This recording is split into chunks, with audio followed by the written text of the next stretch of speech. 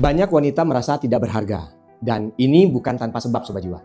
Sistem kita sengaja menciptakan lingkungan yang membuat wanita selalu merasa kurang. Wanita di era modern dipaksa memenuhi pada standar yang tidak manusiawi hanya supaya merasa layak dan diterima. Jebakan ini sengaja dibuat supaya fokus dan energi semua wanita habis terkuras untuk mencari validasi dari luar. Sehingga mereka lupa pada kekuatan spiritual terbesar yang ada di dalam dirinya masing-masing. Bagaimana sih taktik senyap ini bisa bekerja? Kita akan bahas di video hari ini. Sobat Jiwa, kita sekarang hidup di era modern di mana wanita kurang dihargai sebagai manusia seutuhnya. Sistem mendorong wanita modern untuk menjadi konsumtif dan juga fokus terhadap validasi dari luar. Kita bisa melihat ya, mulai dari industri kecantikan, tren sosial media, sampai kasus-kasus kejahatan yang terjadi, seolah-olah kompak bikin satu statement.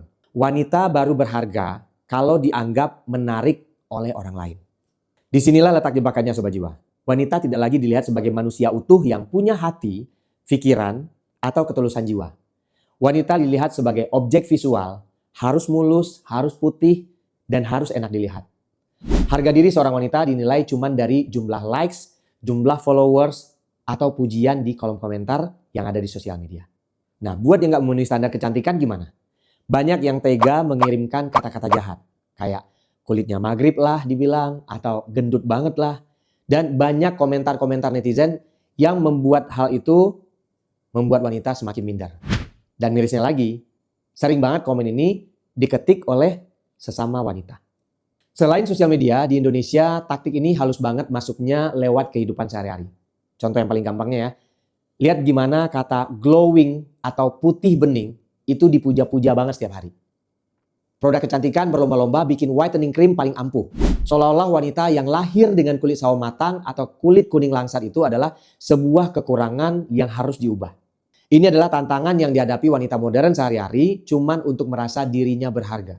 Terus kenapa dunia modern ini tega bikin wanita setidak menerima ini pada dirinya sendiri? Jawabannya sebenarnya sederhana. Karena wanita yang minder adalah konsumen yang paling gampang diperas duitnya. Sistem yang ada sekarang itu tahu banget kalau rasa kurang percaya diri itu adalah ladang bisnis yang sangat-sangat subur. Ketika kamu kemakan omongan kalau wanita itu cuma dinilai dari fisik, maka kamu bakalan rela ngelakuin apa aja dan juga bayar berapa aja. Kamu akan rela habis-habisan beli paket skincare yang mahal, rela nahan lapar karena pengen diet ekstrim yang sampai menyiksa badan, sampai juga rela buang waktu berjam-jam cuman untuk mengedit foto pakai filter sebelum dipost ke sosial media. Semua energi, waktu, dan uangmu itu habis dikorbankan cuman demi satu hal, pengakuan dari orang lain. Kamu sengaja dikurung dalam perasaan bahwa dirimu yang asli itu gak pernah cukup. Sehingga akhirnya kamu kehilangan ketenangan hidup karena batinmu sudah capek untuk terus-terusan jadi budak penilaian orang lain. Dan rasa insecure inilah yang menjadi permulaan dari perusakan fitrah seorang wanita yang berdampak lebih parah ke arah selanjutnya. Sobat Jiwa, rasa insecure yang terus-terusan dipupuk tadi akhirnya melahirkan perubahan cara pandang yang ekstrim banget. Banyak wanita modern sekarang yang merasa minder atau bahkan merasa hina kalau cuma jadi ibu rumah tangga di rumah. Nah, di Indonesia sendiri sekarang ada aturan tidak tertulis yang membuat wanita merasa baru sukses atau berguna kalau mereka keluar rumah. Kalau mereka punya karir dan bisa cari uang sendiri. Dan kebanyakan ini sebenarnya bentuk pelarian dari rasa insecure yang kita bahas di bab pertama tadi. Banyak wanita mengejar uang dan jabatan bukan lagi murni karena ingin berkarya, tapi melainkan pengen menjadikan pelarian rasa insecure-nya tadi supaya bisa dianggap mandiri, punya harga diri, dan tidak diremehkan orang lain. Padahal gerakan emansipasi atau feminisme yang sesungguhnya itu bukan memaksa wanita untuk jadi sama persis kayak pria. Feminisme yang sejati adalah ketika wanita punya kebebasan dan kekuatan penuh untuk bangga atas kodrat agungnya sebagai seorang wanita. Tapi zaman sekarang, sistem modern menjebak banyak wanita dengan doktrin yang boleh dibilang salah kaprah. Wanita diajari kalau mau jadi wanita kuat, mereka harus meniru cara hidup pria yang serba kompetitif, keras, dan harus mendominasi. Banyak yang terpaksa untuk ikut sikut-sikutan di dunia kerja yang keras. Dan dituntut untuk selalu tampil dominan dan mandiri sampai nggak butuh siapa-siapa lagi. Dan puncaknya ini yang paling bikin sedih. Kadang mereka harus jadi laki-laki di dunia kerja Dan di lain sisi mereka dituntut juga tanggung jawabnya sebagai ibu rumah tangga. Menjalankan dua peran sekaligus karena merasa tekanan peran di dua dunia. Tanpa sadar, demi bisa bertahan di dunia luar yang kompetitif itu, banyak wanita perlahan-lahan membuang rasa kelembutannya. Mereka melatih dirinya menjadi sosok yang keras dan juga kaku. Padahal kekuatan terbesar seorang wanita itu bukan terletak dari seberapa keras dia bisa memukul, melainkan pada kelembutan, empati, dan juga intuisi batinnya yang sangat tajam. Waktu kamu para wanita dipaksa jadi pria kedua, kamu sebenarnya sedang digiring untuk menjauh dari fitrah dan kedamaian jiwamu sendiri. Pertanyaannya, tapi gimana kalau laki-lakinya brengsek misal? Atau laki-lakinya nggak bertanggung jawab? Kan otomatis wanita yang harus jadi menanggung semuanya. Nah, kita akan jawab di chapter yang berikut. Sobat Jiwa, akibat dari doktrin yang kebablasan tadi, sekarang kita sering banget melihat fenomena yang miris yang sering banget kita lihat sekarang di kehidupan sehari-hari. Peran dalam hubungan itu jadi terbalik. Ini adalah dampak ya Sobat Jiwa. Tidak hanya wanita, ini juga akibat dari sistem yang membuat para pria sengaja dijinakkan dan juga dilemahkan. Untuk kamu yang belum nonton, kamu bisa cek video tentang pria yang sengaja dilemahkan oleh sistem di era modern yang ada linknya di atas atau kamu juga bisa cek di kolom deskripsi. Sobat Jiwa, kamu pasti sering juga mendengar ya atau misalnya lihat sendiri cerita di sekitar kita. Di mana si para wanita sering kerja banting tulang dari pagi sampai malam hanya demi membayar cicilan dan juga susu anaknya. Sedangkan si pria malah enak-enakan lelehan di rumah, main game, dan kehilangan harga diri sebagai pemimpin. Kondisi ini jelas banget bikin rumah tangga jadi panas dan penuh dengan gesekan. Kenapa hal itu sampai terjadi? Karena secara hukum semesta, ada energi maskulin dan feminim yang lagi tabrakan dan juga jadi berantakan. Ini bukan berarti ya Sobat Jiwa ya, kalau wanita itu sama sekali nggak boleh kerja atau mandiri secara finansial. Bukan itu maksudnya ya. Tentu saja wanita itu boleh banget kalau misalnya memang mau melakukan sesuatu untuk membuat dia mandiri secara finansial. Tapi kita perlu ingat, kalau masing-masing gender itu punya tanggung jawab spiritualnya sendiri yang sudah digariskan oleh alam semesta. Pria itu secara spiritual memegang energi maskulin. Tugas utamanya adalah memberi perlindungan dan juga menafkahi. Sedangkan wanita memegang energi feminin. Dan tugas utamanya adalah merawat, mengasuh, dan menumbuhkan kehidupan di dalam rumah tangga. Sebenarnya nih ya, kalaupun ada kondisi di mana laki-laki ekonominya lagi jatuh atau belum bisa menghasilkan uang secara maksimal, itu sebenarnya wajar banget sebagai proses hidup. Gak masalah sama sekali, asalkan si pria itu atau si laki-laki itu tetap mau bergerak, punya harga diri, dan tetap berusaha menjalankan tanggung jawabnya. Nah, yang jadi penyakit adalah ketika si lelaki atau para pria itu malah memanfaatkan keadaan. Dia menjadi malas, kehilangan wibawanya, dan dengan sengaja berlindung di balik keringat istrinya. Dia membiarkan wanitanya kelelahan mental dan juga fisik sendirian di luar rumah, sementara dia sendiri lepas tangan gitu aja.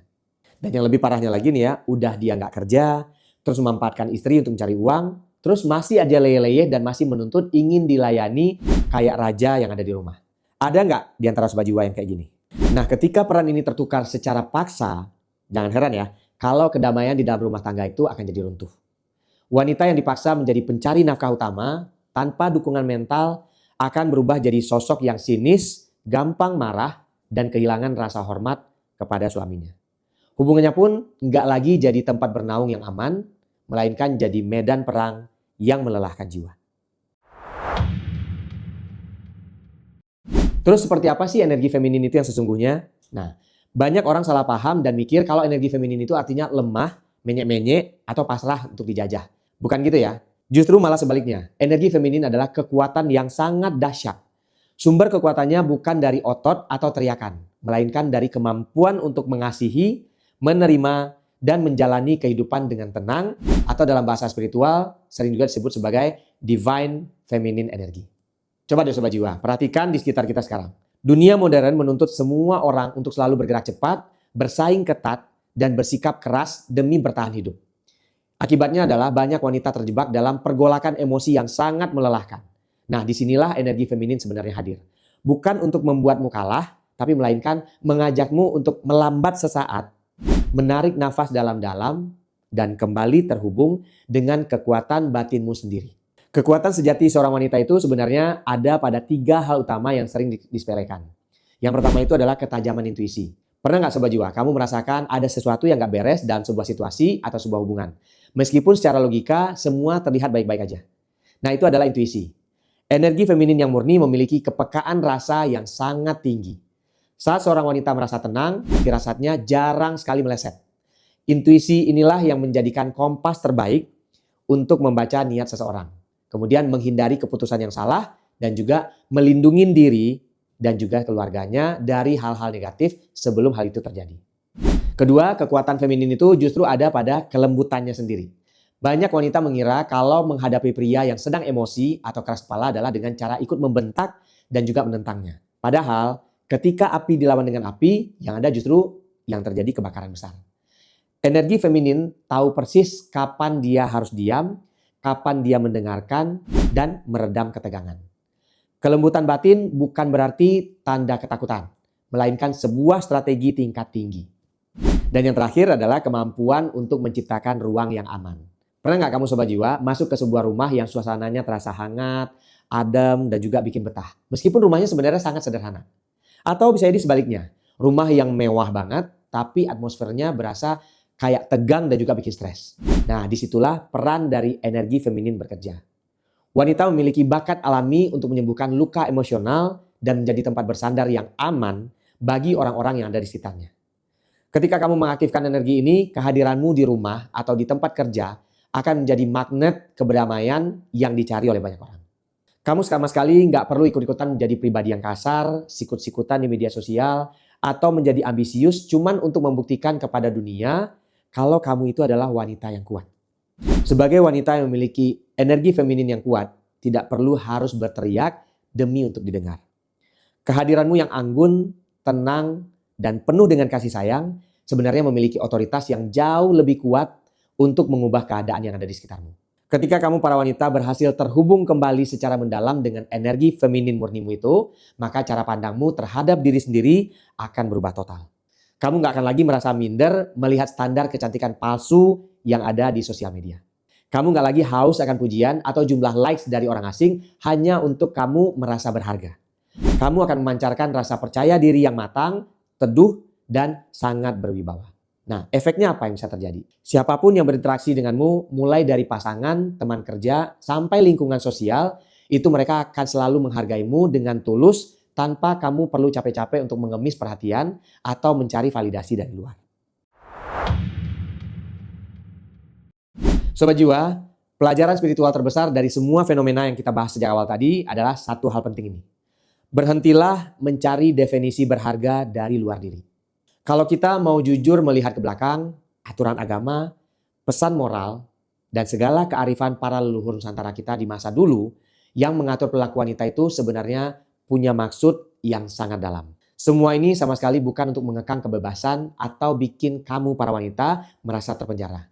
Justru sebaliknya, ini adalah cara semesta untuk membentengi kesucian energi dan juga menjaga kemurnian jiwa supaya nggak dicemari oleh ego dunia modern yang serba kacau saat ini. Para leluhur kita tahu ketika jiwa seorang wanita rusak dan terkontaminasi, maka rusak semua generasi masa depan yang ada.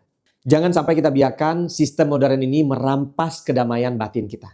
Jangan biarkan dunia luar mendikte dan membuatmu merasa insecure, tidak berdaya, dan merasa tidak berharga.